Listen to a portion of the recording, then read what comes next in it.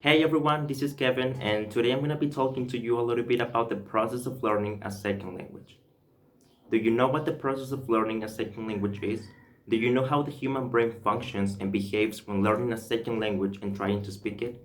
These are some of the questions which arise around this topic, so if you're interested, continue watching this video. Well, the very first thing that you have to keep in mind is that your brain is a magic thing. Everything is there. It actually has all of the information that you've learned along the way. Because, for example, you can be like, I have been brushing up on English, German, Italian, French, or whatever the language is for 2 years and I don't see the progress.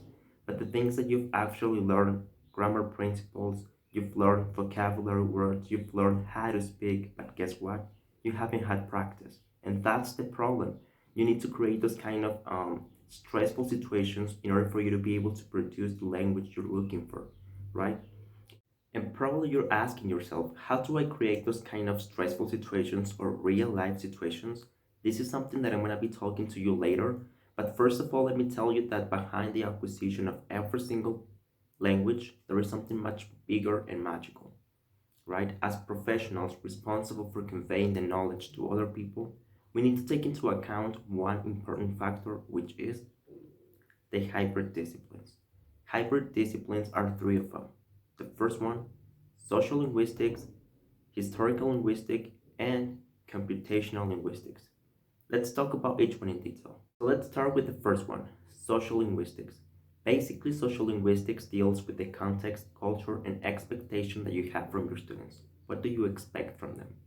The second one, historical linguistics, this is kind of self-explanatory because it basically deals with the background of the context, right? And the last one, but not least, computational linguistics. This is kind of as well self-explanatory because it basically deals with technology.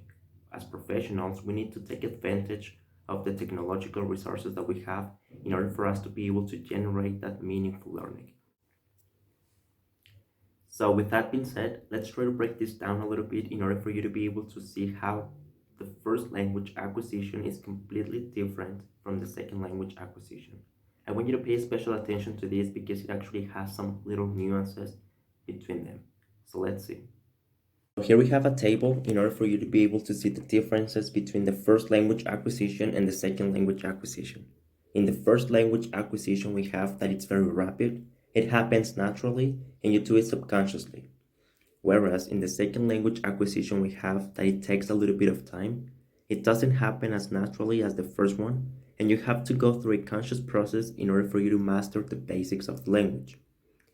Then, here we have a big difference between the first language acquisition and the second language acquisition. The first language acquisition says that it's acquired, whereas the second language acquisition is learned. There is a subtle difference in meaning between those two words.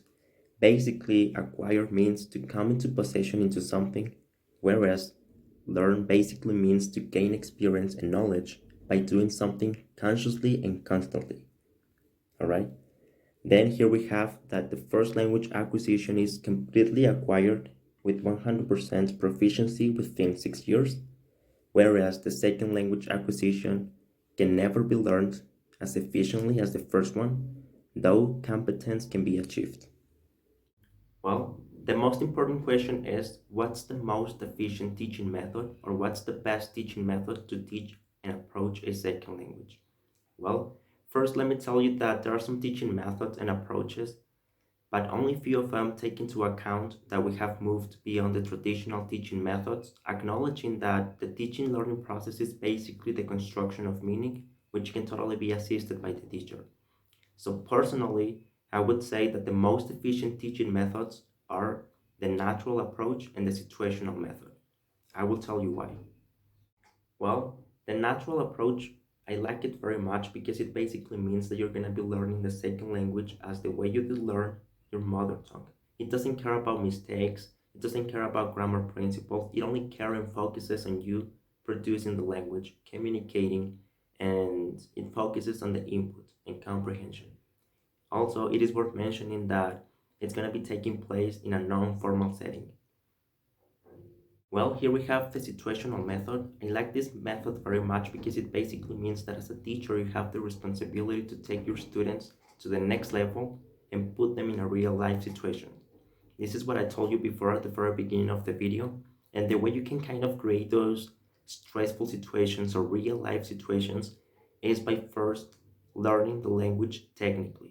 Essentially meaning that you have to focus on grammar principles, listening skills, speaking skill, and once you feel ready to produce the language, the teacher is going to take you to a real life situation where you can use the language.